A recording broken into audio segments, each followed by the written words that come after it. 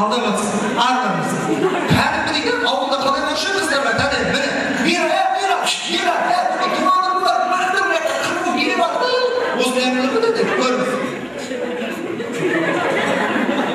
Niye? Вечером было. Вечером кırdım.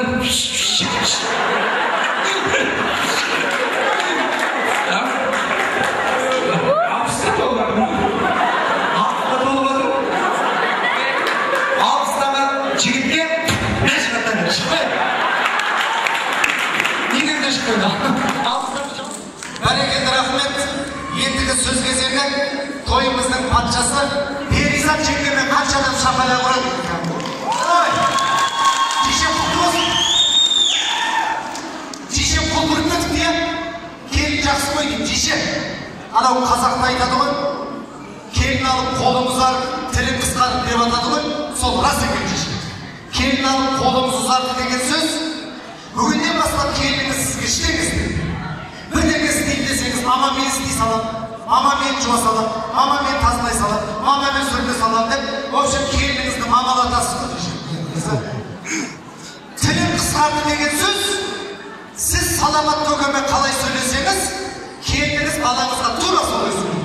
Так что бүгіннен бастап өзгеріңіз дешем. Баяғы әңгіме болмасын, тек қана әдемі сөздер. Өмірімнің мәні, отағасы, красавчигім, әппағымды. Тек қана сөйде. Сол кезде саламат көке сіз тұрасыз да, ё-майо, мынау кімнің қатыны деп шоқ болып қаласыздар. Сондай бақытты күнге жете берсін, шампанья ұрып қол соғып қойсаңыздар. Тоймай боласыздар.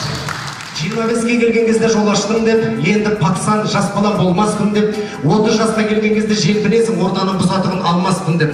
40-та Жан-Клод Ван Дам Джеки Чан болып ойламайсың, кәрілікпен жолдаспын деп. 50 жасқа келген кезде ойламайсың, қара шашты ақ қырау қарбасты деп.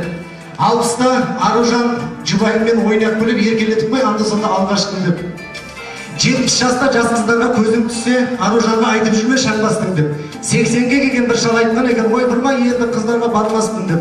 90 жаста жас қызға ғашық болған жамбыларды айтқан жоқ қой, алжаспын деп. 100 жасқа келген кезде Бақыт мырза айтып жүрші, әлі де жап-жаспын деп. 100-ге келсін ба? Келсін. Келсін ағайын.